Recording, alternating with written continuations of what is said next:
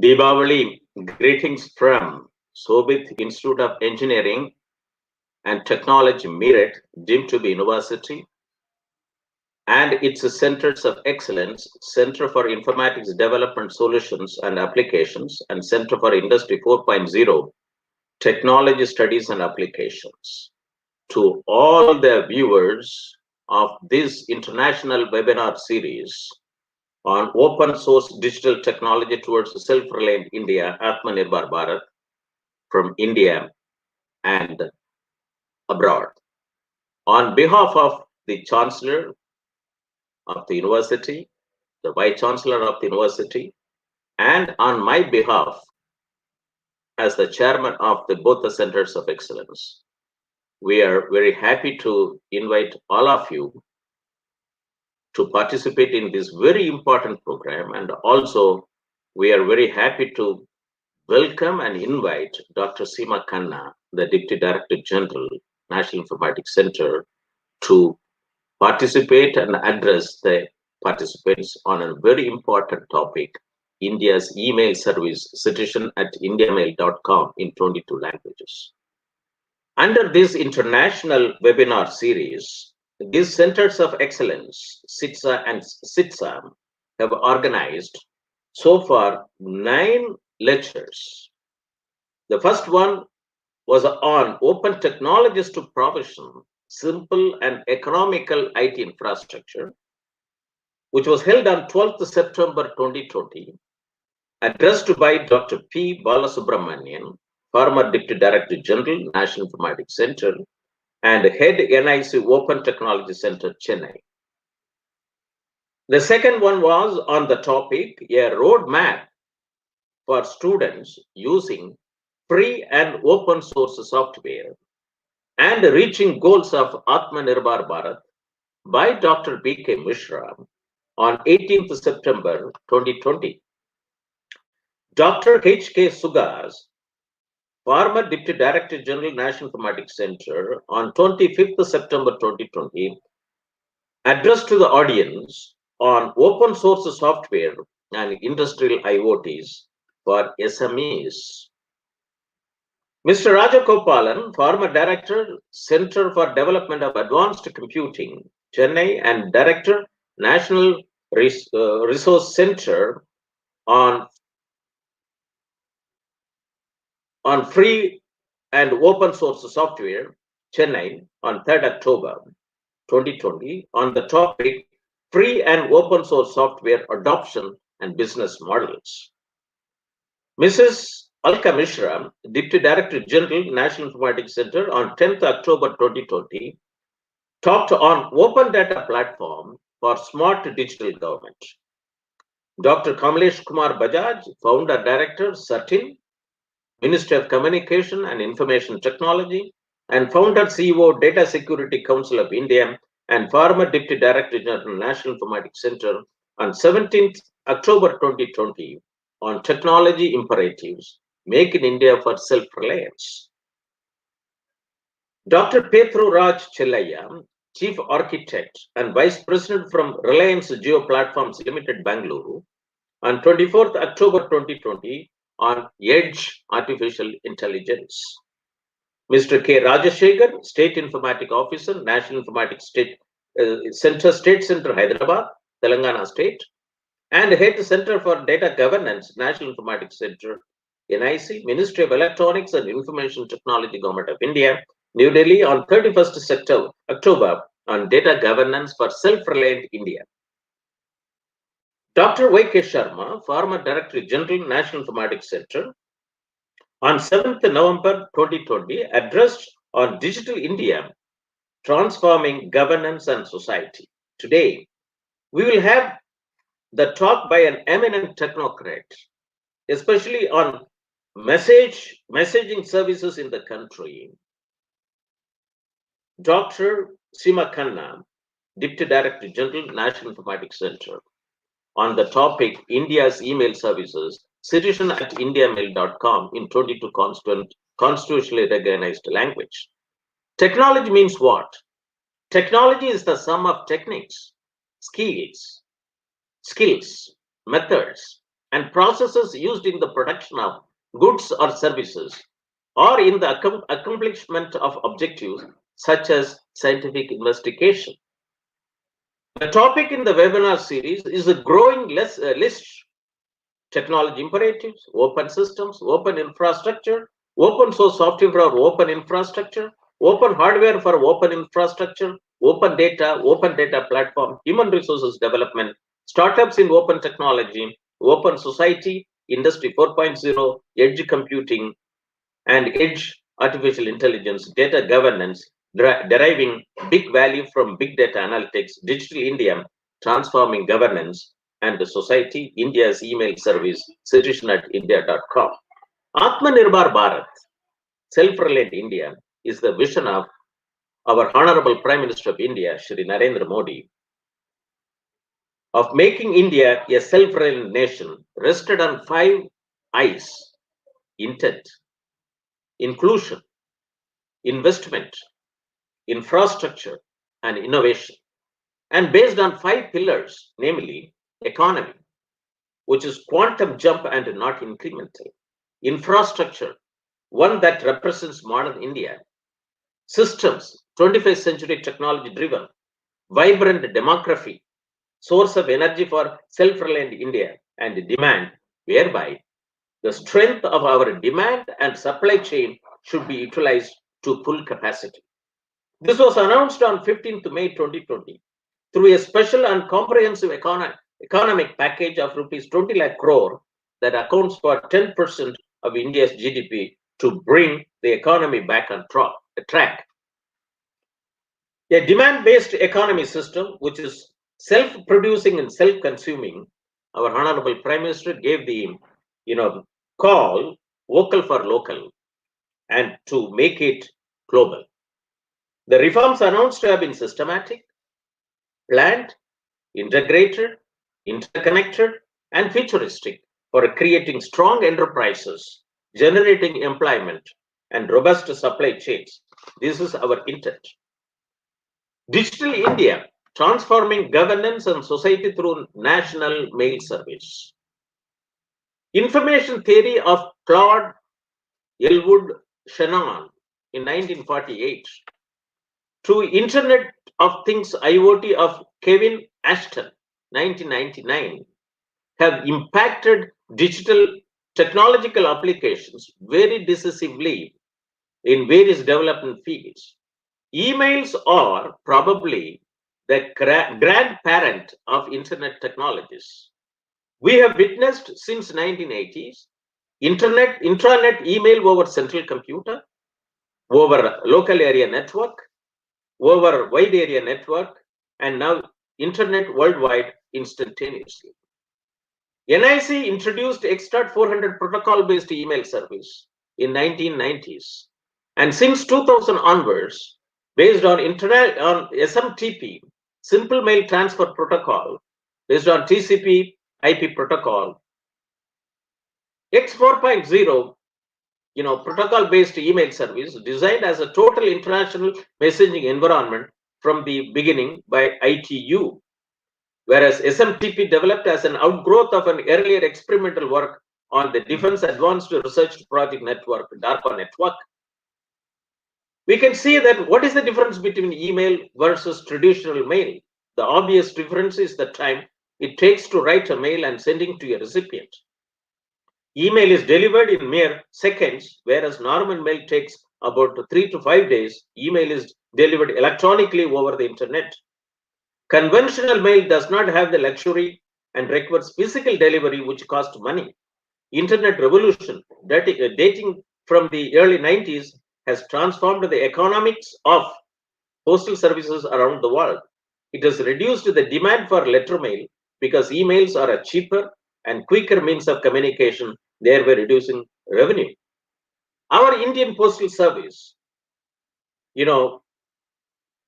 are being serviced through from 23,344 post offices in 1947 to 1,55,015 in 2016, and 90% of these are in the rural areas.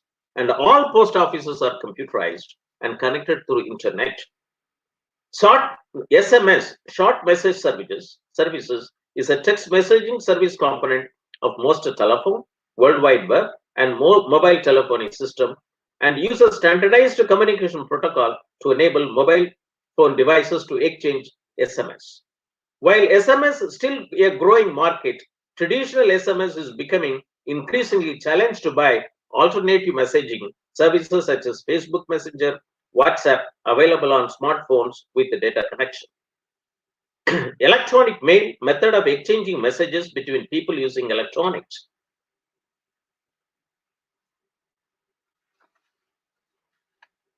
Email addresses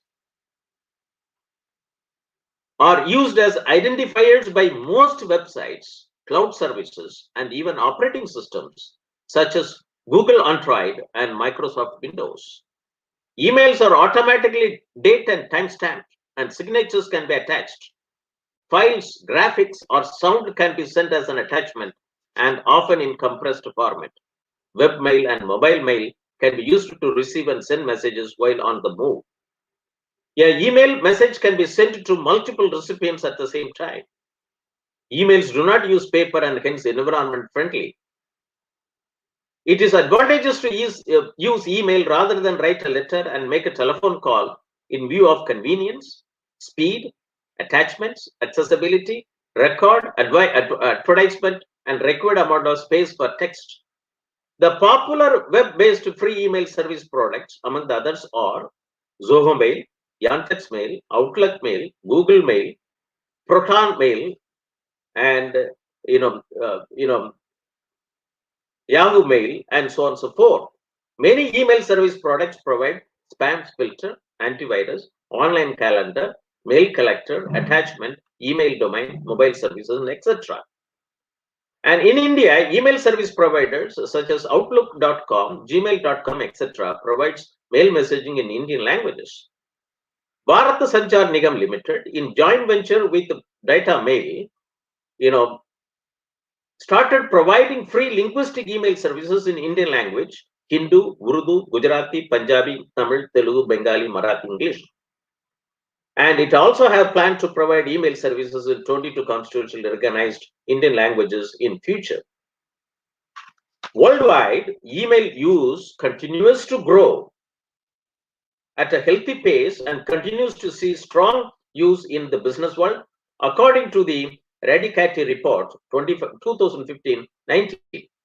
Digital India program, Power to Empower. Digital India, launched by the Honorable Prime Minister of India on 1st July 2015, is centered on three key areas: digital infrastructure as a utility to every citizen, governance and services and on demand, and digital empowerment of citizens.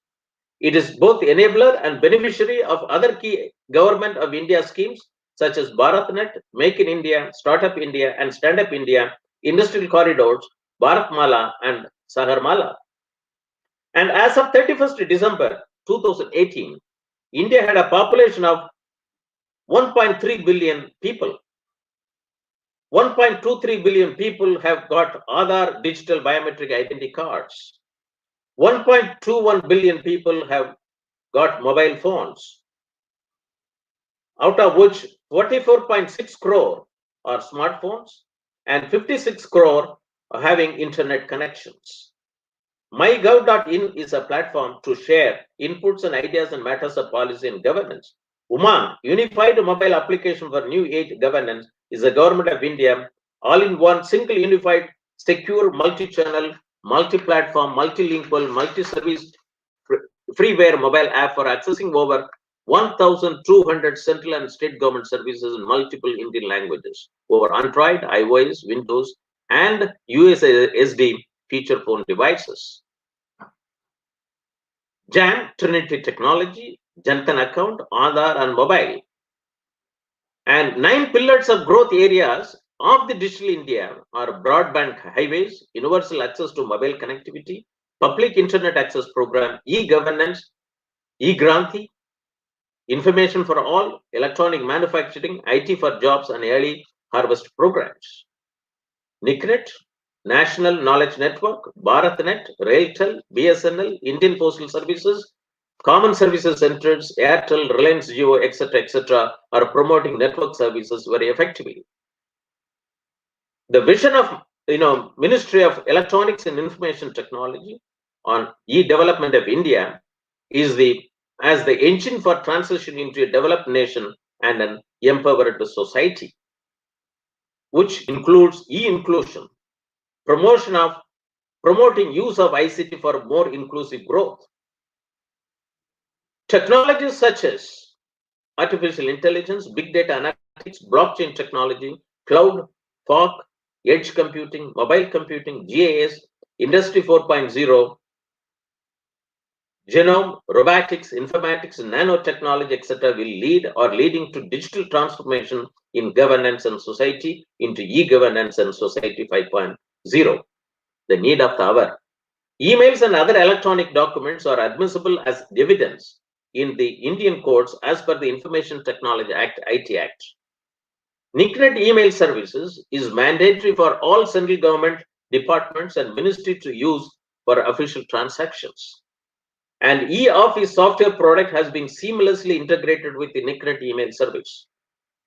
But it has got its email policy and has restrictions for the common public to send emails to offices, as it has got vertical computerized application based on its requirements. Common public has to have email created in various email service providers, which has got problems associated with data protection issues.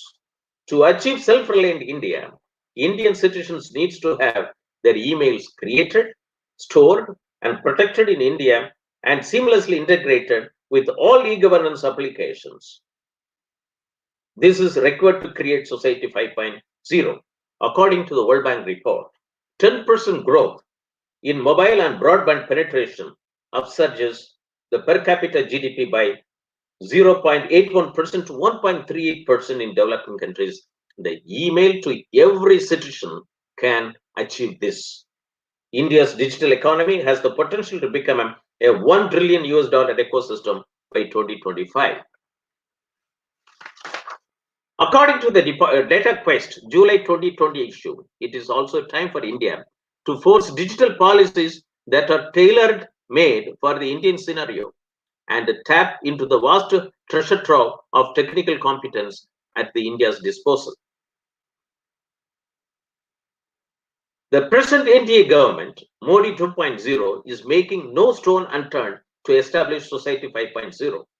Let us now turn to the address by Dr. Seema Khanna, our guest speaker today, on a topic which will galvanize everybody watching our telecast through facebook.com/Soviet University India or youtube.com/Soviet University in. Her talk aims to provide a peek into what digital India could mean to a common man of the country, where 22 Indian languages are constitutionally recognized. So many languages in so many dialects are being spoken today. Let me introduce our guest speaker to the audience. Dr. Seema Khanna is the Deputy Director General and the Director Operations of National Knowledge Network at National Informatics Center, Ministry of Electronics and Information Technology, Government of India. She is a distinguished and a committed professional with more than 25 years of rich experience in various technologies, including networks, security, directory services, and messaging services, etc. Dr. Seema Khanna has a BTech, MTech, and holds a doctorate degree in information security from Indian Institute of Technology, Delhi. Dr. Seema Khanna is the head of messaging division and director operation for National Knowledge Network. Messaging services in India has many verticals and is the largest service of its kind offered by a government. National Knowledge Network is a key pillar of India's e-infrastructure, delivering the pan-India NK network for scientific excellence, research, education, and innovation. Through interconnections with its 1,737 plus national research and education institutes. The National Knowledge Network is the largest and most advanced research education network connecting over 5 crore students across India and supporting all scientific disciplines. Her responsibilities include design, deployment, and commissioning of application across diverse networks and systems. Dr. Seema Khanna has formulated various IT policies for strict adherence to the cybersecurity mandate of the organizations under Ministry of Electronics and Information Technology. And she is also part of the core team in the ministry for imparting series of training programs on latest technology, cybersecurity, trends, and management concepts within and outside the organization. And she is handling the operations of Arogya Setu app, which is the COVID-19 for contact tracing, syndromic mapping, and self-assessment, and Digital India. Dr. Seema Khanna, we welcome you to address the audience. Over to you. Thank you.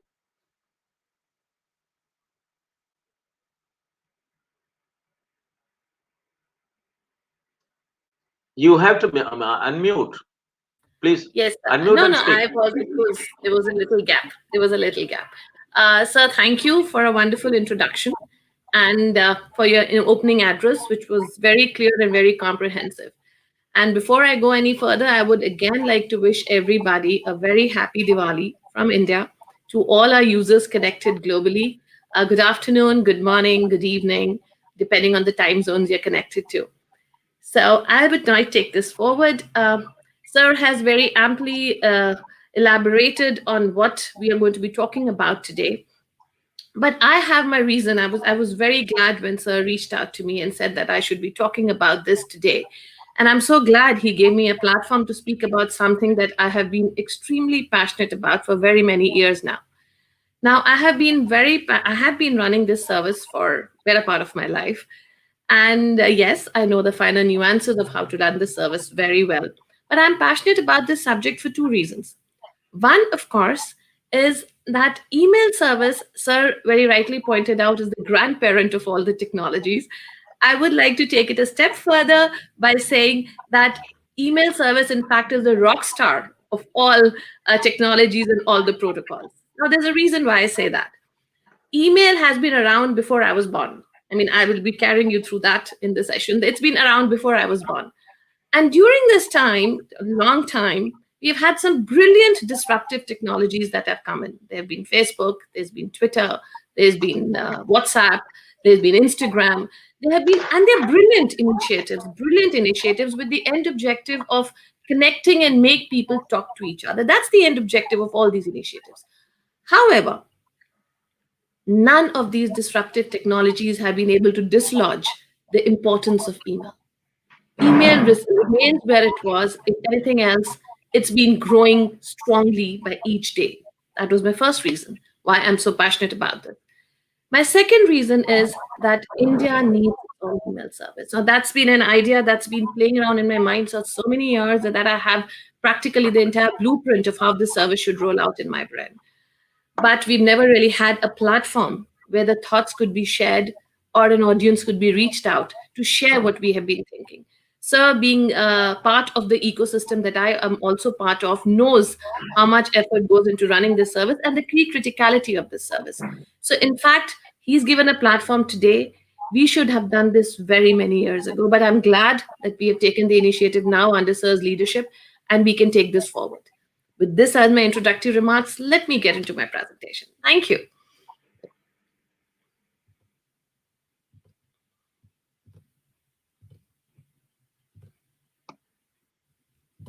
I am assuming my presentation is live. People can see it. So I just want your confirmation before I go forward. Yes.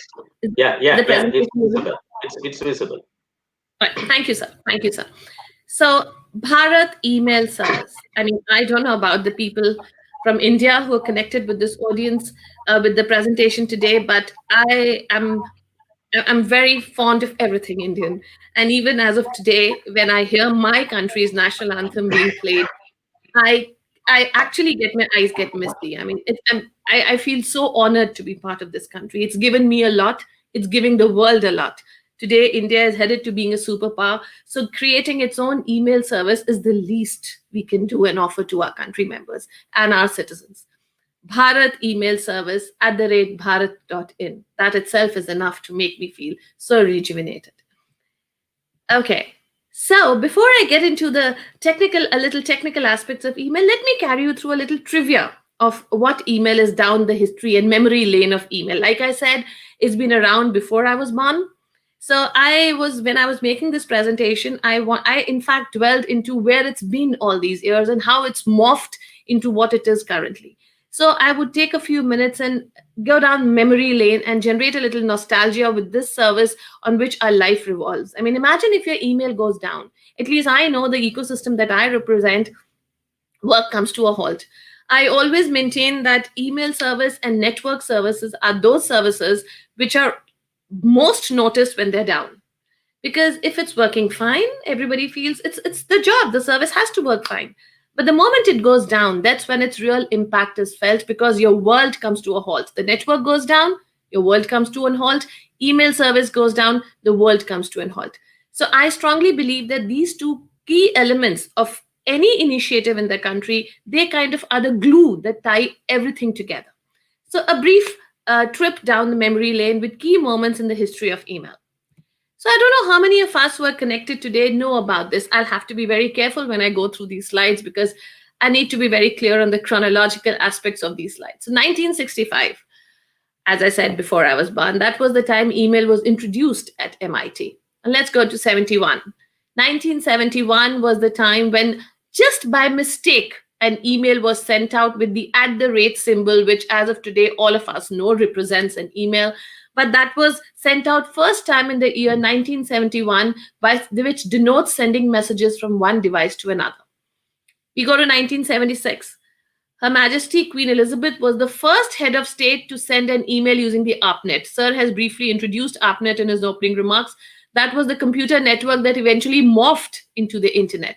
She sent her mail out from her account with the username Her Majesty's email account, which was in the year 1976. 1977, the first RFC of email was released. That was the request for comments, RFC 733. Of course, the later versions are RFC 821, which came in subsequent years. But the year 1977 saw the first RFC of email that was released, which proposed to enable sending email across the internet. And in the same year, as I also had touched upon it, the US Postal Service started feeling the heat of what email was doing to its own ecosystem. People were using and switching to email as the preferred means of communicating with each other, and they saw it as a potential threat. That was in the year 1977. Down to 78. Online advertisement was born through email. Today, we commonly call it this marketing, digital marketing, email marketing. So it goes back to the year 1978, that many years ago.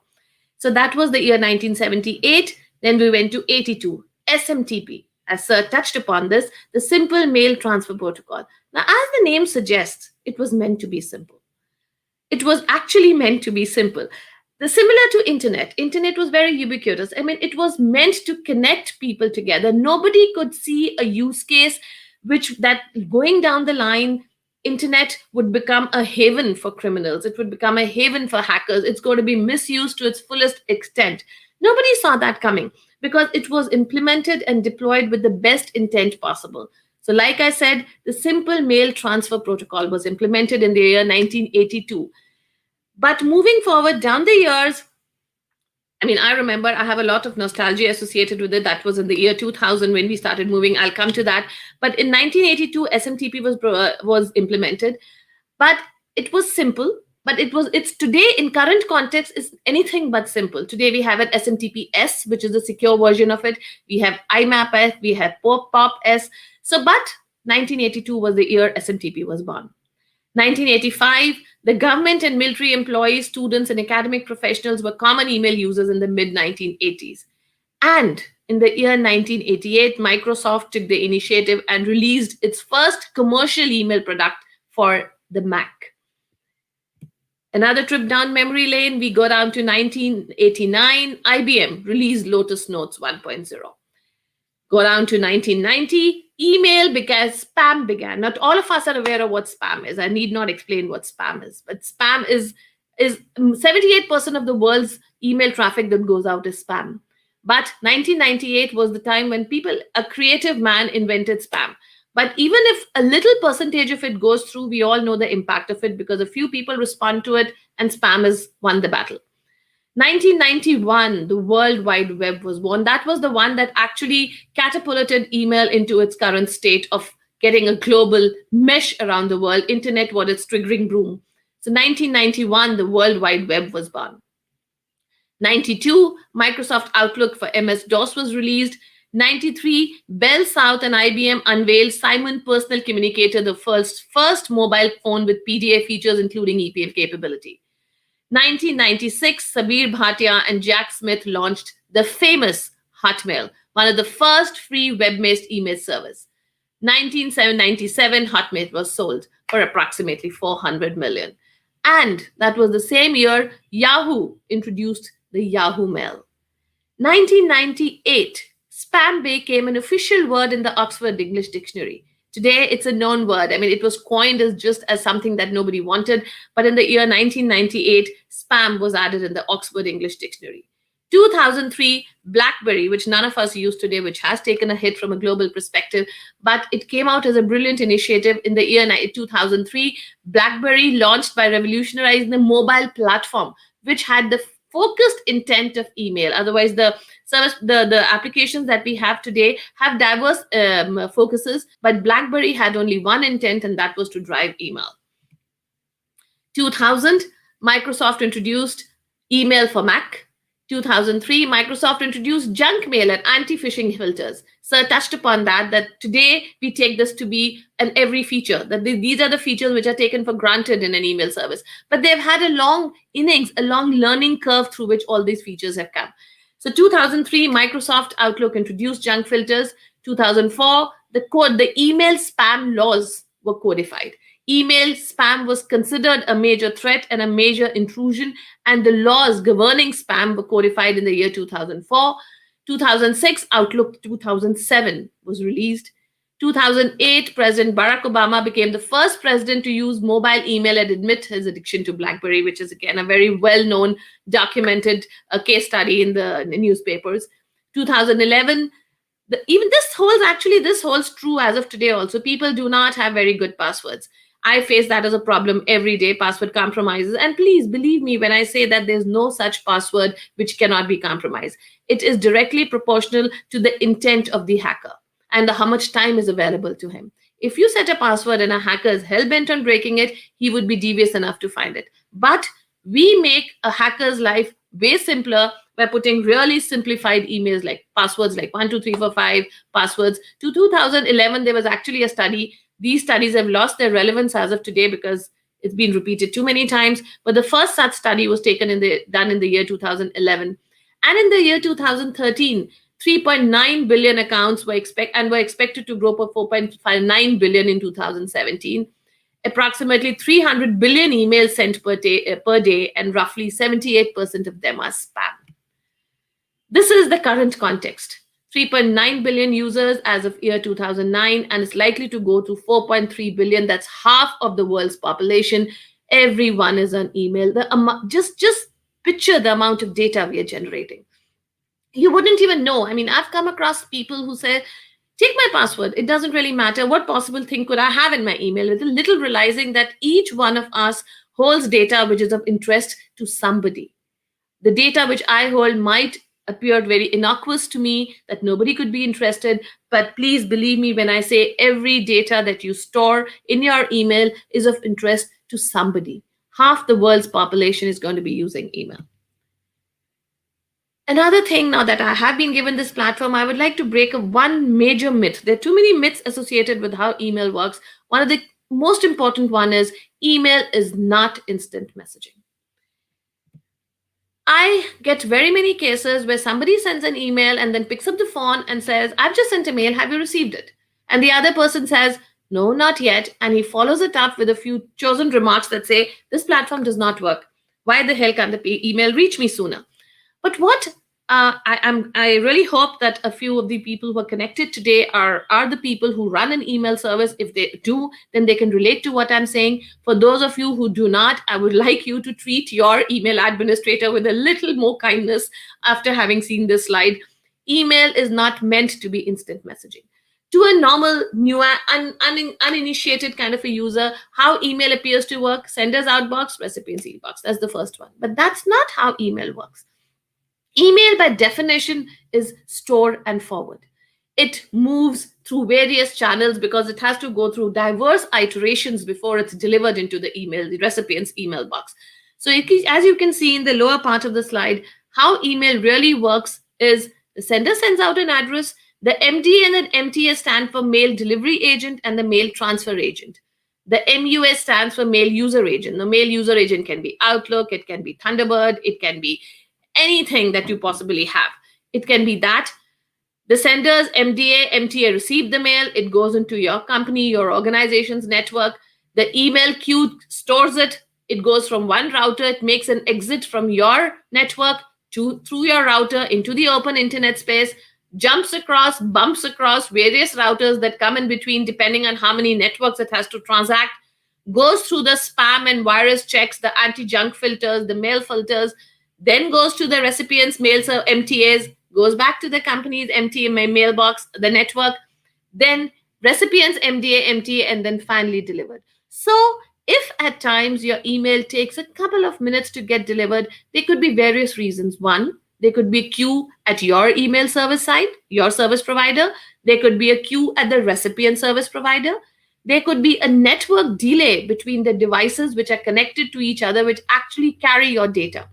I mean, when we are talking about data connectivity, we're talking about latency, we're talking about milliseconds, nanoseconds, which actually translate into seconds or minutes moving forward, depending on the number of devices that come in between. So just be a little more kind to your users. Another thing that comes is here, which I would like to take a minute to talk about it. Each organization's administrator is allowed to configure his own server with his own policies. I can possibly take a decision that says that, let's say today is Diwali. So Diwali, I can expect that there's going to be some hacker or somebody who's going to be focused on my service. So I need to protect myself. I need to ensure that today is a very important day for India. So somebody would like to perhaps cause a little embarrassment for India. So they would like to shut down part of my service. So I need to be at my most vigilant best today.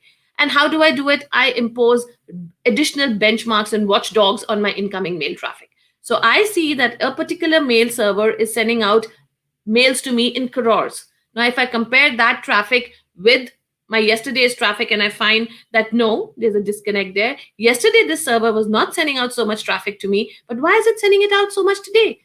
There has to be a reason for that. So I start building my own defenses. So what I'm trying to say here is each organization administrator has to protect its own assets. So it defines its own email policies, its own throttling. By throttling, you mean how many mails am I going to accept per minute into my network? So there are various many factors like this that come into play when we talk about email service. Another thing like I like to talk about is email is considered a very simple service. I sent a mail, it should have just been received. No, that's not how it works. It's extremely complicated a process. A very well designed and a very well done email service keeps the administrators and the team on their toes 24/7. There is not a minute which they can let their guard down. Because 1 minute you let the guard down and the service goes down, or a wrong email comes in, or a phishing email comes in, and next thing you know, an unexperienced user, he clicks on the mail and all the mails get compromised. I always believe that the weakest link in any technology is never a problem. Technology is meant to be the enabler. The weakest link in this entire chain is the human. I mean, I can control technology way better than I can control a human. It's much more responsive. Convincing a user, convincing a person, that makes it much more difficult. So the only reason why I've spent a little few additional minutes on this slide is to tell people who are connected today that email is an extremely complicated service, and its implementation has to be done very thoughtfully, very beautifully, and it has to be architected very nicely. Mail should not bounce. There are very many technologies. This is more of a 30,000 overview of how an implementation should be done. Otherwise, I can carry you through various steps which talk about the finer and technical aspects of email, which include SPF, they include DKIM, they include DMARC, various anti-spoofing and security features. But this slide was just to convey that that's how an email service actually works. It's not as simple as the first slide. Now we come to today's agenda after having covered a few bit of trivia and a bit of how email is working. Today, now we come to the actual core of why we are all here together. We talk about today's agenda. I'm going to be covering as a situation, which is as of today, what is the need for Bharat Mail? We do need it. We actually need it, but since we need to justify the requirement and we need to convince people that it's high time we set up our own, I'm going to talk about why we need Bharat Mail. What's in it for the user? Why should a user switch? I mean, he's quite happy using any other foreign service provider. Why should he switch to an Indian mail service provider because it comes with its own biases? It doesn't work. Will it be as good? Will it be as user-friendly? Because if I ask somebody to switch, they're going to ask all these questions. Is it at par with the other foreign service provider who's so beautifully done? So what's in it for the user? How does the nation benefit? At the end of the day, it's all about our country, my data, my people. But what do they get from it, and how do I retain my country's pride? It's my nation at the end of the day. And of course, it's going to be a major challenge. It's not something, I mean, people are used to a certain way of operating. It's going to be a major challenge. It's going to have very many aspects associated with it. Humans associated with it. Believe me, when I again say this statement, technology is never the problem. It's the associated people with it. We have to get the right kind of people onboarded into delivering this vision of our Honorable Prime Minister. It's an Atmanirbhar Bharat. So this is something that needs all of us coming together and convincing all of us that we need to do this. And if we don't do it now, we'll never be able to do it. As a situation, as of today, where we are, these are the email service global shares. I'm sure a few of you who already connected would have done their research by now. If you haven't, then please go and look it up. My figures could be a little off track because they could be a little jaded. But irrespective, this kind of gives you a little ballpark figures. Gmail is the undisputed leader.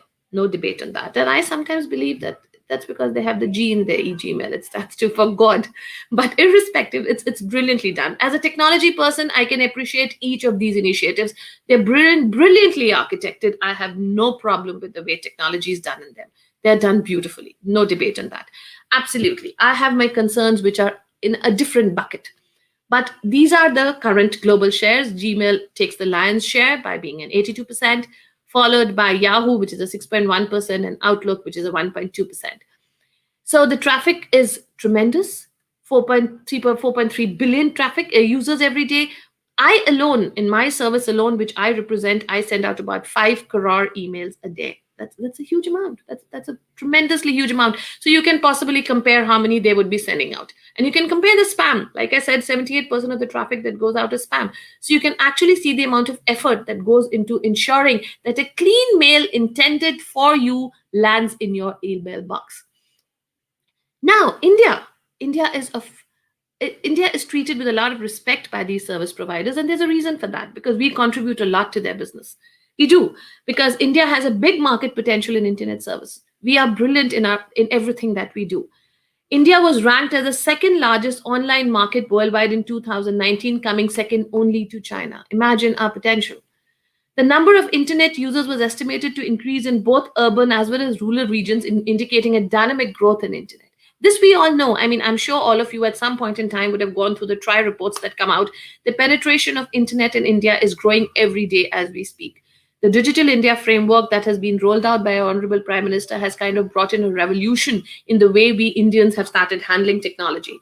The way the digital inclusion has happened at the grassroots, at the farmers, at the rural. But they are there. They have awakened. The humans have awakened. Now we just need to make sure that the platforms are available to them at the right time to facilitate their onboarding.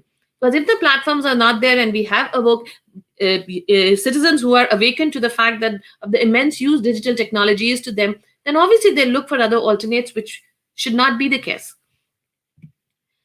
Now, you've seen there's a 82% of Gmail penetration globally. Now look at India's perspective. This is the very jaded statistics that I'm sharing with you. So imagine where we would be today, because since 2011, India has only grown by leaps and bounds, because Digital India came after 2011. Digital India was rolled out in the year 2014. So if we were actually at this stage in 2011, imagine where we would be today. According to data from the Reston, Virginia-based digital marketing intelligence firm Comscore, market penetration of Indians on a foreign service, that is the foreign email service, stands at 62%, the highest in the world, far above the second ranked Brazil, which is at 41%. The corresponding figure for the US is 29%. So, actually, ladies and gentlemen, we are using a service which does not belong to us, and we are making it richer by contributing to it and being the country which is the largest presence in that. So imagine where we are today. Imagine if we simply move over to the service that we are providing, how much richness we are going to be contributing to our country. And as I said, this is a very jaded report. I'm sure the later one of this would have a much updated figure, and the 62% would have perhaps gone up. Now, I'm taking the liberty of using a name here for the simple reason that this is a documented statement which I've recaptured here. What Google knew about you a decade ago, that is in the year 2010. We don't need you to type it all. We know where you are. We know where you've been. We can more or less know what you're thinking about. That was done by the Google chairman way back in 2010. I mean, has any one of you noticed that you go to a site once and next thing you'll be seeing advertisements on that side? I mean, if you have to possibly go and book a ticket, it's going to make sure to send you reminders and make sure that you reach the airport. It's not going to let you miss the flight. So in fact, what I'm saying is your data is available to each and every one. Nothing that you are doing or anything that you're generating is visible to each and every one. I mean, once you are there, your data is there forever. So this is a very scary statement, a very, very scary statement. And I took a step back from this after I read this. Now, again, my next slide captures, and the next slide is post-GDPR. I mean, all of you would know what GDPR is. GDPR is given the right of privacy. I mean, it's given a handle to an individual to possibly control its own data. But the slide, next one that I'm going to be showing, is post the GDPR era. Despite that, this is what the terms and conditions of Google are. And if you go through the finer aspects of it, you would realize that this kind of is just informing you that by taking an account on that service, you have practically handed over your life to him. Because today, the digital footprint of an individual is immense, is absolutely immense. So you have practically handing over your life to them. Are we okay with this kind of intrusion? I don't know. I'm not, but then to each his own. But this is the post-GDPR era. So if you have the time in life, please go and read the terms and policies which you've signed up for. Need for Bharat Mail. Now we come to the crux of the matter. The need for Bharat Mail. Why do we need Bharat Mail? Why do we need our own service? And I really don't know why we have not done it so far. Seriously, the technology person in me questions myself every day that what is it that is stopping a 1.3 billion nation with the best technology brains? The companies that I've referred to are led by Indians. It means our brains are brilliant. Why have we not done it so far? Now, what are the concerns in using the foreign-based email services? Privacy and security issues. This is something Professor Moni has spoken about, and I've been reiterating about it ever since I started speaking. But as the email data is hosted outside India, it is prone to unauthorized access and inspection, which the terms, and they're doing nothing wrong. They have told you upfront that says that we are taking control of your data. It's ours to do as we wish, as we please. So there's no such thing as privacy and security issues. It's nothing there. IP theft. Internal correspondents are exposed to uncontrolled mining and searching.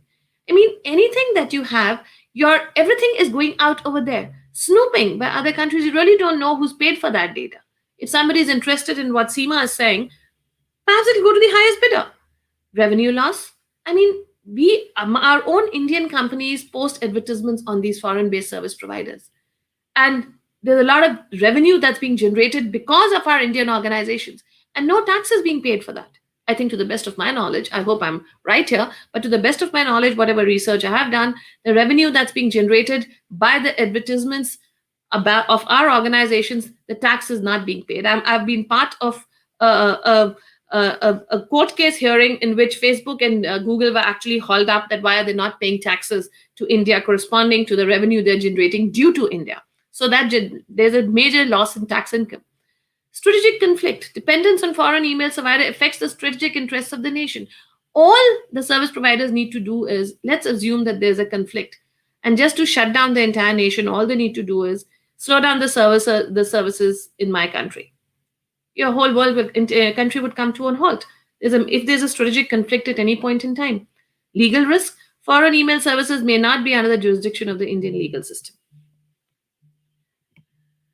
Risk of R&D and IPR theft. Indian academia. When I was doing my PhD, I must be one of the only perhaps student who did not have a PhD thesis on Gmail. Otherwise, imagine the 5 crore students in India. And brilliant minds. They're all in wonderful colleges, generating their own PhD thesis, generating their own MTech thesis. And where are those shared? Where are those stored? They're stored on these free foreign service providers. The research work, the concepts, the methodologies, and other IPR material are being exchanged through foreign-based email service providers. By undertaking data mining and analytics on the email data, the indigenous R&D plus IPR content may be exposed or compromised. They're generating their own IPR on the brains of our country. Why can't we generate our own IPRs? Why are we not generating our own intelligence? Why are we not harnessing the potential of our students and using that for IPR? Loss and theft of R&D, IPR could be irreversible damage which could hamper the nation's growth and progress. How much of the damage could possibly have been done in the decades that we have not taken action? Possible risk to national security because you do not know what is being stored there, what kind of sensitive material is being stored there. I know from a government perspective, the loads of tenders being stored there. The tenders which we mark as confidential, we do the more watermarking that says that's sensitive. But irrespective, despite that watermarking, despite the confidential tag associated with it, it's stored on service providers which are not under the control of India. So what security are we talking about? The complete tenders, the complete data, the complete sensitive material is in the hand of anybody who chooses to mine them. Researchers and individuals with high potential could be identified, tracked, and can be compromised. They would be able to know who in my country, which researcher, which brilliant mind is operating on which project. You do not know how people handle sensitive material because there's a classification in itself: sensitive, secret, classified, restricted. I don't know if anybody in the audience knows the finer difference between these 4 categories. What is the difference between sensitive, confidential, restricted, classified? Please go and look it up. And I would be surprised if very many people would be able to answer the finer distinction between these 4 categories of users. They cannot, because this is possibly being going on and people do not know how to handle these classified material. As a result, anything is loaded anywhere. Now, what are going to be the objectives of Bharat email service? It's an email service for India, by India. It is for my country, built by my people in my country. First and foremost, email data will be hosted within India. It's my data. It stays right here. My nation, my strategic policies, my legal framework decides what happens to that data with the consent of the citizens. If any bill is passed, if anything is passed, it is done with the consent of my leadership, my country, my honorable PM. Personal email conversations will not be exposed to any third party. Obviously, if the data is very much within the country, it's not likely to be exposed to any third party. It can be made available during times of internet blackout. I don't know how many of us connected today know the meaning of the word internet blackout. Just assume your life that a submarine cable somewhere gets disconnected due to whatever reasons. It could be actual problem, there could be a fiber cut, or it could be deliberate. And India is isolated from the outside world. How many of you would agree that the country would come to a halt? I'm sure very many would agree. Gmail would be down. Your ATM cards would go down. Your power sector might go down. Your financial complete machinery would come down because there are quite a lot of I would request you to go and check this out because there are quite a lot of banks in India who have their websites hosted outside the country. And they wouldn't even know about it. Now we are in the process of wisening them up that please do not hold your websites outside the country. Imagine if there's an internet blackout, the country would come to a halt. So email is just one possible element that would impact the nation. There are going to be so many other elements that would possibly come to a halt. So during the time of internet blackout, India's resilience on its own development, on its own platform needs to grow very many-fold. There's a blueprint already rolled out for this, which I hope takes shape very soon, but we're working on that. And as Professor Moni pointed out, 22 Indian languages, very important. It has to be in the language I speak. Just because I do not know English down in the rural country, I cannot communicate. That is not a fair statement. It should be in all the possible languages. Why not? My languages, my diversity and my strength, my unity should be honored, should be respected, and the service should be available in any possible languages. Another service which is very key to this entire framework, email of course being one of them, is storage as a service. I mean, as of today, the foreign service providers, they provide 50 MB, 35 MB, depending on various categories of attachments that can be sent. But at times, the data that flows is way beyond that. So what happens? You would all have noticed it goes as a link and gets stored in some drive somewhere. So that data is also colossal. It's in terabytes, petabytes, multiple petabytes of data. That data also belongs to India. Forget not only the ones that is in email, even the data that's stored in physical drives, that also belongs to India. So we should not only offer email, storage should be linked to that, so that if any data somebody wants on the move should also be, it's also part as of, I mean, the NIC email service is very soon going to be rolling out with this, but the service that we are planning and rolling out for this country also needs to have this as an integral part of the email service rollout. And of course, the primary objective of rolling out Bharat email service is in line with Atmanirbhar Bharat, matter of national pride and of strategic interest. Now, what is the basic thing? Here, what I'm going to talk about is the basic expectations from a citizen. Why do I expect a person to switch? He needs to have a service which he's going to compare it with, and you'll get one shot at it. So we need to architect it well, because if you lose the trust of your citizens, no way are you going to get them back. So you get one shot at rolling out a service and making sure and living up to the expectations of the user you want on board. The user here being the Indian citizen. If he gives you a thumbs down, may or may not give you a second chance. You cannot come back a week later and say, we apologize what happened. Sorry, it did not work. Can you please try again? I don't think he's likely to come back. So when we roll out this service, it needs to be actually thought through by the best brains in the country, because we get a single shot at it. We need to ensure it's secure, its performance, its redundancy, its service continuity, and rich feature set. And this entire eco framework, the way I see it, should be built on open source and homegrown technology. Now, there's a reason why I say that. In my experience in all these years, I have worked with diverse platforms, various COT solutions, you name them, and I've worked with them, whether it's Lotus, whether it's Microsoft, whether it's Oracle, whether you just name it. And I have done my learnings through this entire navigation of COT solutions for email services. At the end of the day, I chose open source. Today, I'm totally on open source. Now, there are two reasons for it. One, of course, is our Honorable Minister, Shri Ravi Shankar Prasad ji. He's a visionary, and he's very supportive of anything that we try to do in the right direction. He gave us a mandate to go open source, a mandate which we were more than happy to embrace. Because open source gives you that flexibility of knowing exactly where your data is going. You can go through every line of the code, customize it the way you want, hold it, control it, your data is yours. The other most important factors, not only can you customize it, secure it, make it go through your level of auditing, which the COT solution would never give you visibility to. I mean, what if I want to audit a very well-known, brilliant software which is available, works very well, and I say I want to audit it? I don't see anyone stopping me. Nobody's going to stop me. They're going to say, go right ahead and audit it. But I'll be handed over millions and millions of lines of code. How am I supposed to audit that? And for all you know, I finished my audit today, and tomorrow there's another 1 crore lines. How soon can I possibly do that? So I need to be in control of my IPR. I need to be in control of my software. I need to be in control of my roadmap. If I want to come out with a feature set which is for my country, then I should be able to control its timelines. I should be able to control how it's customized, how it's configured. So if we have to roll out this service, it has to be built on open source and homegrown technologies. It has to be robust, it has to be safe, it has to be reliable. My own ministry has rolled out the policy for open source, and that is what we mandate across.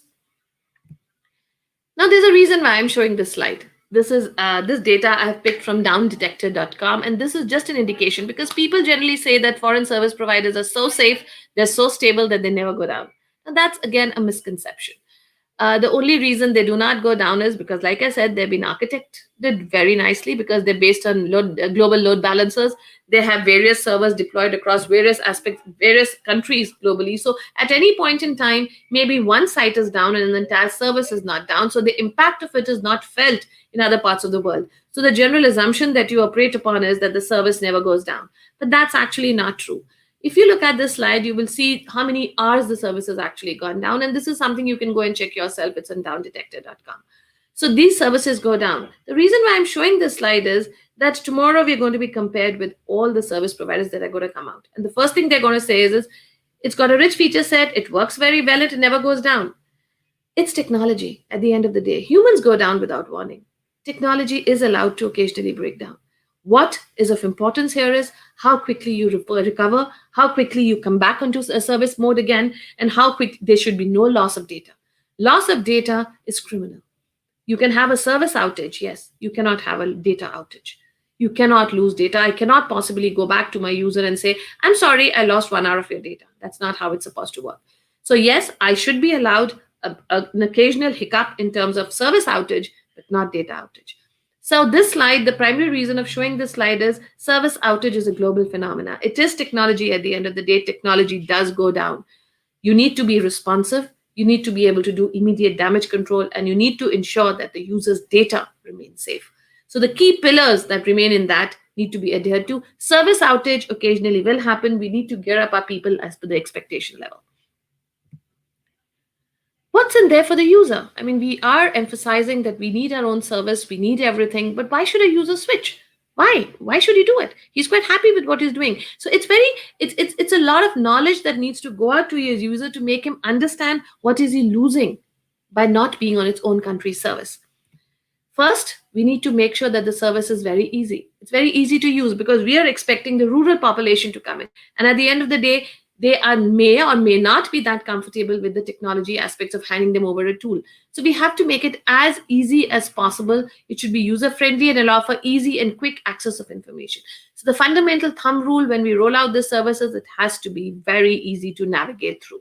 Just because we have to give it very rich feature set does not mean we complicate the life so much that a person can't even send or receive mails.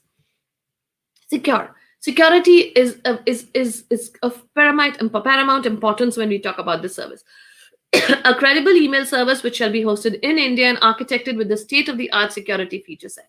We have to give that faith. We have to generate that faith in our users that says that your data is secure with us. It's not going to go anywhere. Security and availability. Access has to be based on 2FA.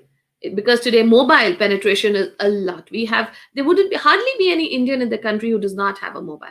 So we can absolutely ensure secure access by the person who's authorized to access that account.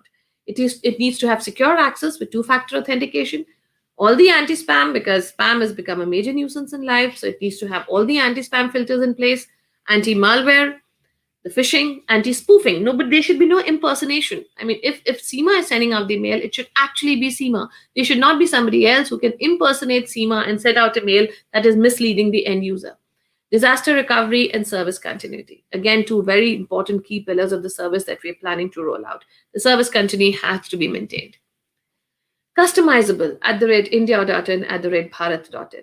It needs to be customizable email, which keeps you organized and structured. Get email addresses in Hindi and other regional languages. Rich feature set, yes, because everybody at the end of the day, again, going to compare. That service has this feature, you don't have this service. So we have to make it extremely rich and give everybody everything that they can possibly want. A good calendar, good folders, good data storage, good amount of allowed attachment size. So basic requisites of a service should all be there, securely given to the end user.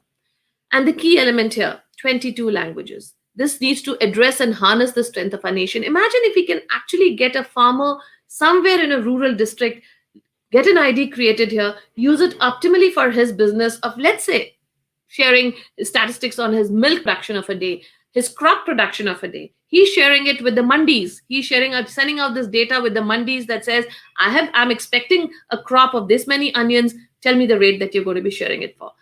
He sells out a photograph attached to it of his onions. I mean, look at the kind of market that we would create. Look at the revolution that we can generate in our nation. And he does all this in his local language, which he's customized with. We should have features like video recording so that he does not have to actually type it out. There should be translation of video to text, text to video. It should be audio. I'm sorry, audio. So if we can possibly give all these features to our people, because India is the only country where this is a very critical aspect, 22 languages. You do not have a country which has got so many languages anywhere else in the world.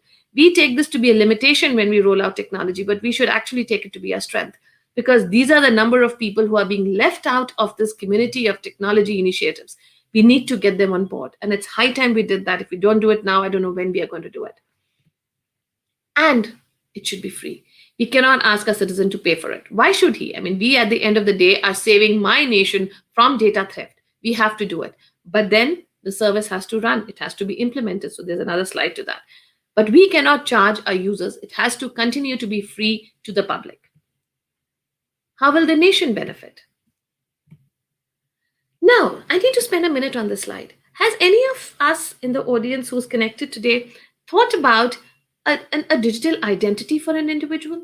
I mean, why, as of today, when I log into my transport, my licensing, I log into my passport, I log in to generate a bill, why do I need multiple IDs? Why don't I have one single unique identity that binds this nation? So many countries have done it. Singapore has done it. Estonia has done it. I mean, I know so many brilliant case studies where one individual has got one single digital identity, and that digital identity allows him to log into all e-governance platforms across the nation.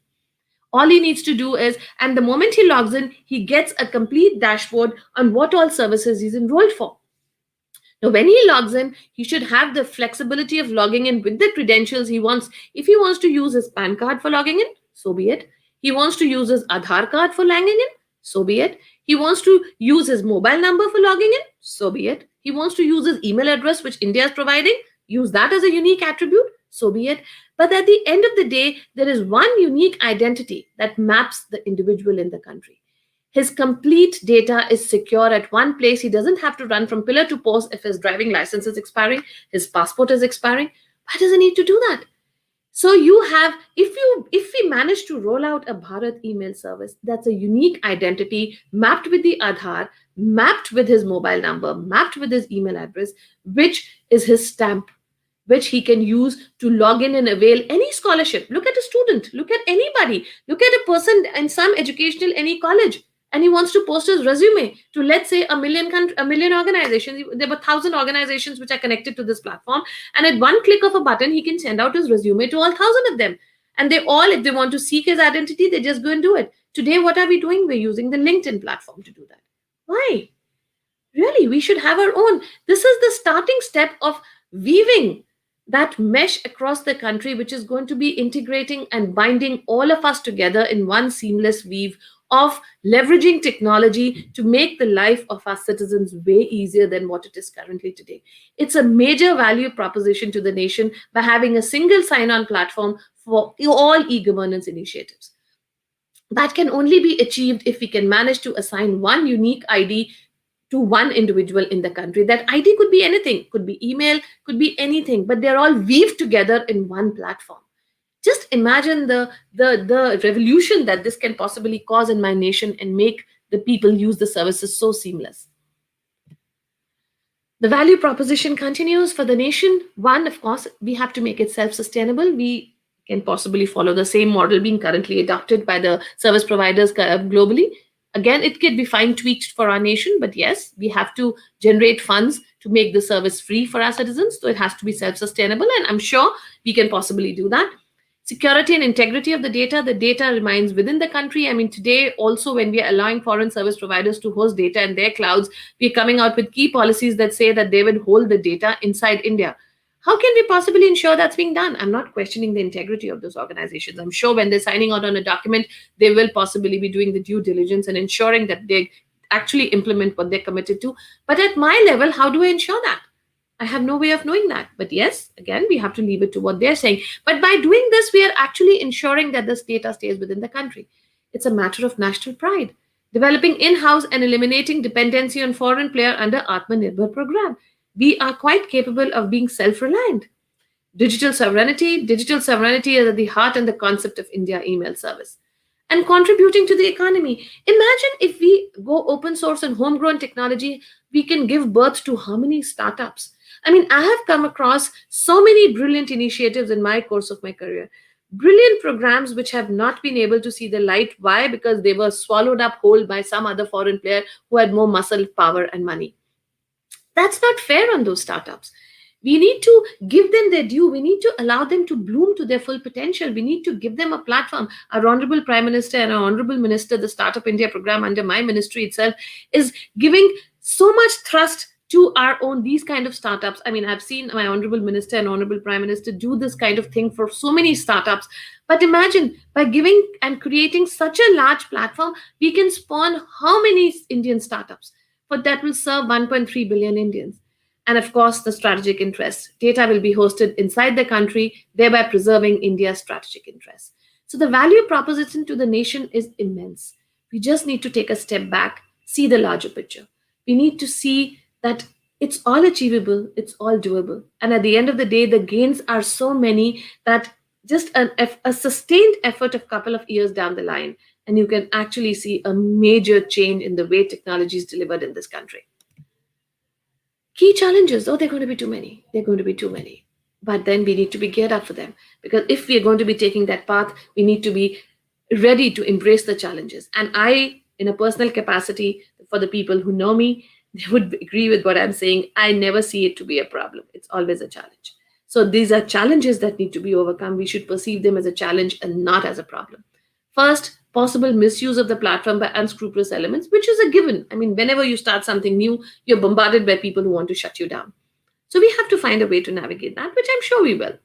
Building public trust and service reliability. This is going to be the key factor here. Like I said in my previous narrative, that we will get one shot at it. If we let down our citizens, there's no going back with a sorry face and requesting them to come on board again. We get one shot at it, and we need to be brilliant in our execution. It needs to be done to generate that public trust and service reliability, and it's very, very doable, very, very achievable. I have that complete blueprint in my brain. I mean, we need to just take this forward. Making the system resilient to cyber attacks. Yes, cyber attacks is a way of life. I mean, I'm every day at war. I'm practically every day at war. I mean, the time that I'm giving this presentation, I've got about 30 messages at the moment that need my attention. So I'm always at war. So that's perfectly fine. I mean, if we're technology people rolling out such critical platforms, we need to be geared up to address these needs. And we are always going to be under attack. We just need to be smarter than them or sidestep them. Encourage citizens to sign up for India email service. This, of course, is going to be a major challenge. This and building public trust go hand in hand.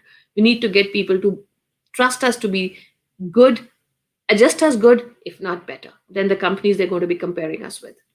Sheer size and volume of the platform may make the operations and management complex. Yes, it's expected to be. I mean, it's going to be one big platform. But then what do you do with an elephant? You do it bit by bit. We will do it bit by bit, and we should be able to achieve it. Designing a revenue model that ensures sustainability for the platform. As I said, we would need funds to generate this. So we'll be very happy with people who've got deep pockets who help such an initiative. But then again, if not, we'll find a way to do it. We'll leverage Professor Moni's direction and leadership to take us there to generate the revenue, the model, the architecting of this framework. So with this, I come to an end of my presentation, and I'm going to stop sharing my screen.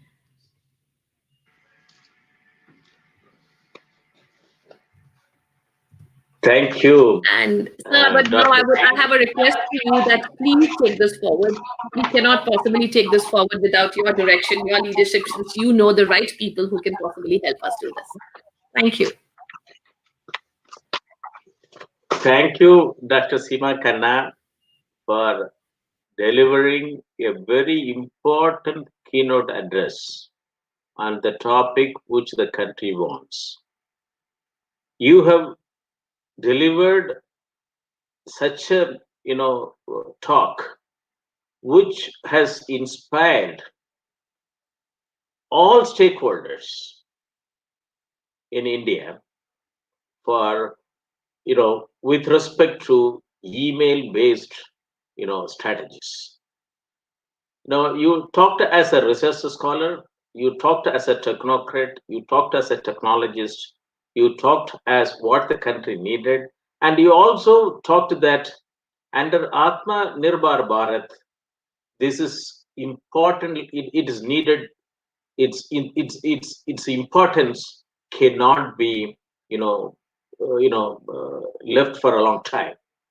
So it is immediately needed. It is urgently needed, and you come out with a lot of reasons for it. You said that why and how and what should contain. It's you have given is something like an action plan or an actionable plan for the country to take decision.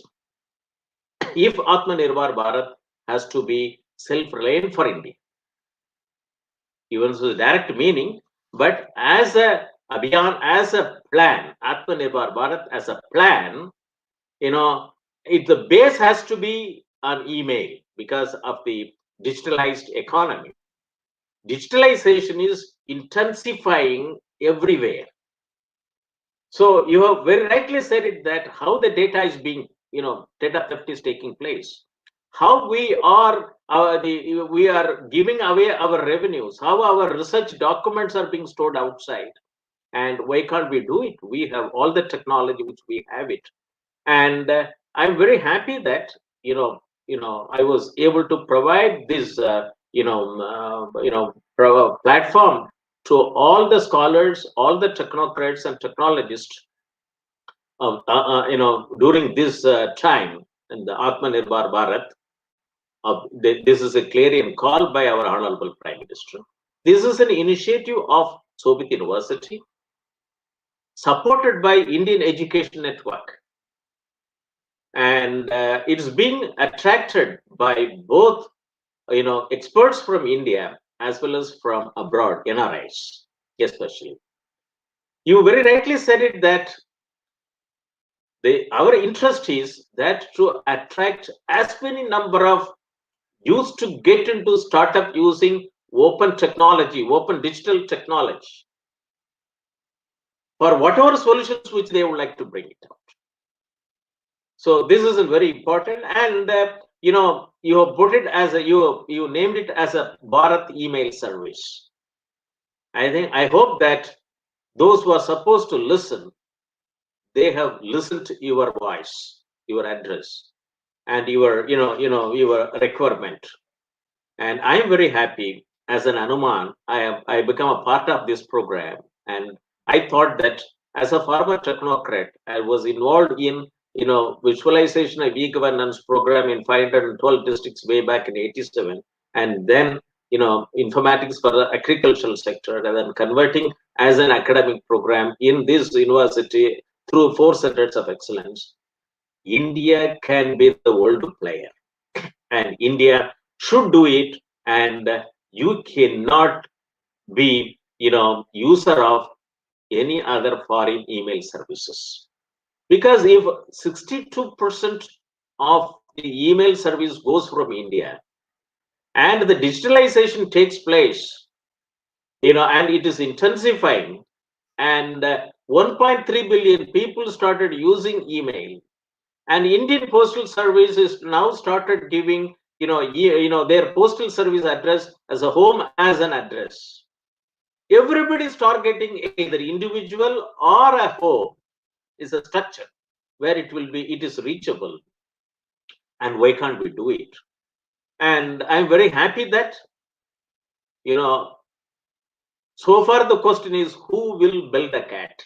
I think today you have done it, and you also that very nicely said it that there is no other disruptive technology available to dislodge email. And you also brought out the historic perspective of email. And here I would like to mention that even though many people say that it is a widely disputed claim, Dr. Shiva Ayathurai, he has claimed, and many other people, they say that it is a disputed claim. But I would like to bring it to the notice of the audience, that it is up to their imagination or their understanding, that as per what is available in Wikipedia, is in, when he was a 14-year-old student at Livingstone High School in New Jersey, USA. In 1979, he wrote an program for implementing an inter-office email system, which he called email. He is from Tamil Nadu, and I also read it, and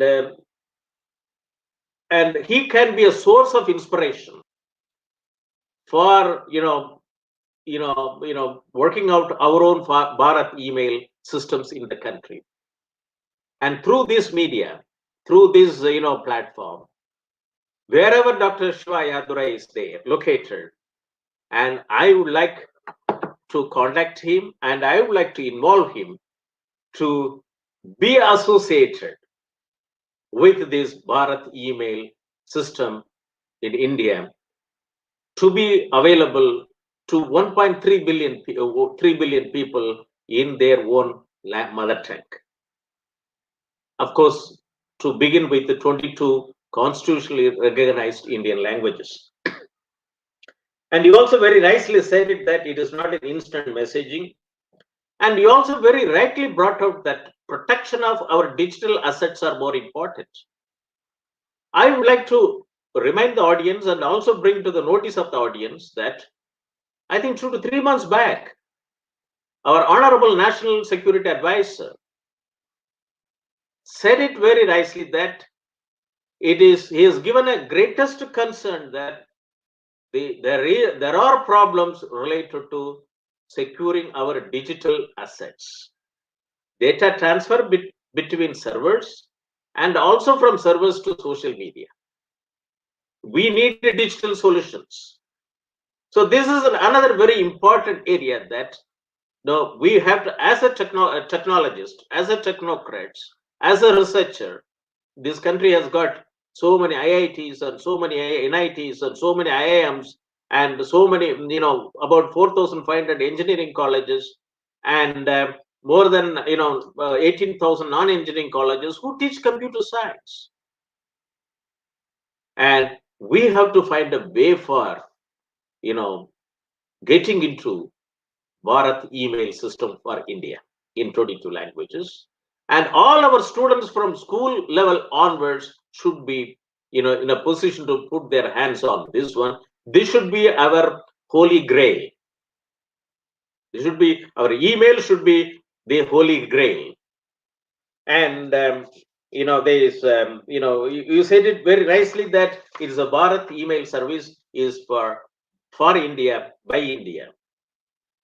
And India contributes with respect to email online services, is number 2 in the whole world. So why should we have that revenue generated within India? And you also very nicely put it, that in post GDPR time, that the statement by the Google chairman in 2010, that how Google knows about you. He said it 10 years, a decade ago, and this is prevailing even after the GDPR. And you very nicely said it, the need for Bharat email, and you also very nicely said it, that the rise of our research and development, data, and also IPR theft, it's taking place in front of our own eyes. We voluntarily give our information, no concern about it. But when government wants it, we have a street fight. Government wants to control. Why should government wants to have all sort of considerations? But our R&D data from all educational institutions goes to various parts of the world in the form of presenting a paper in international conference, for participating. Those scientists are given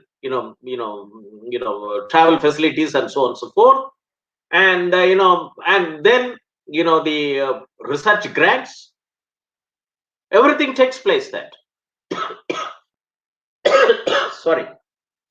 And you also given the the framework and secured email service.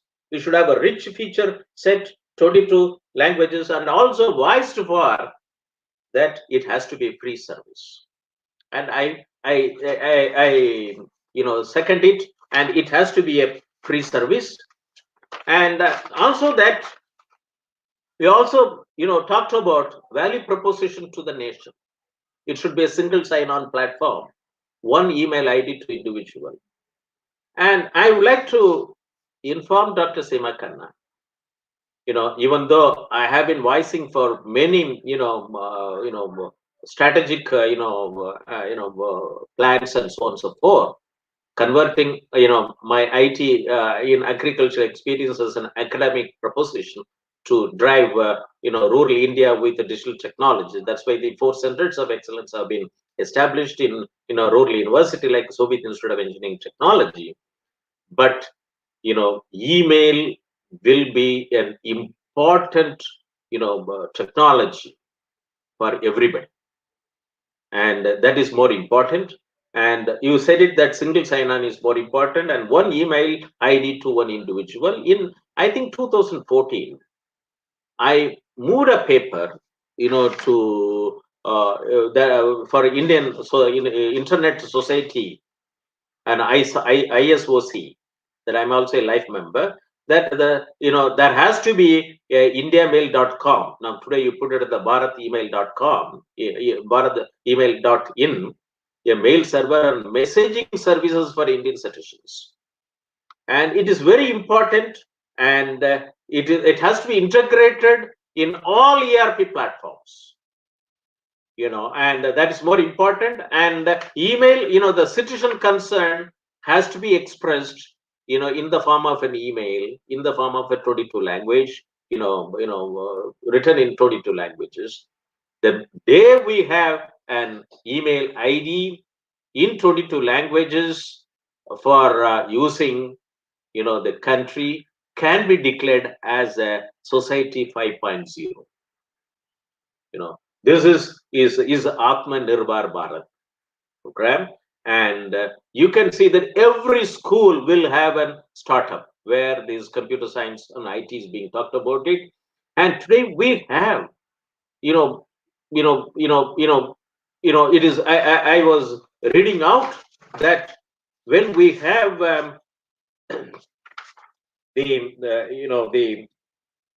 as of 31st December 2018, we have got about 1.2 billion people have got mobile phones.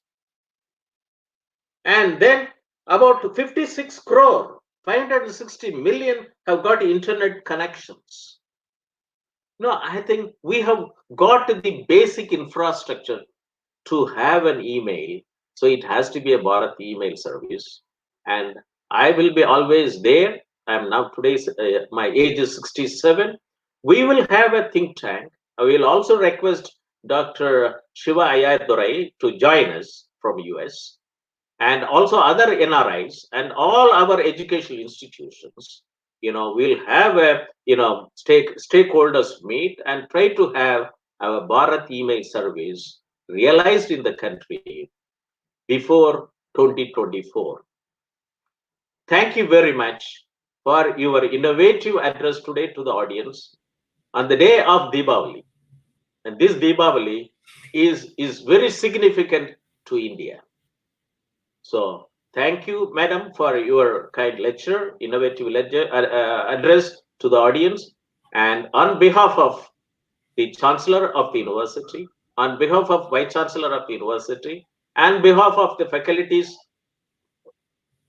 faculty members of the university, and on my behalf, as the chairman of Center for Agriculture Informatics and E-Governance Research Studies, Center for Agribusiness and Disaster Management Studies, Center for Informatics Development Solutions and Applications, and Center for Industry 4.0 Technology Studies and Application. And as a former Director General National Informatics Center, because for me, NIC is an alpha matter. And I thank you and best luck for your efforts. And I want to see that you climb up your career very effectively, efficiently. On Thank you, sir. Thank you. Thank you for your kind words and thank you for giving this platform. A very happy Diwali Thank to you you and very your much. family and to And everyone for connected. the audience, we are closing the session. I thank all of you for participating. And this address will be available in YouTube, and the link will be available within another 5 minutes. Thank you very much. We are closing. Thank you, sir.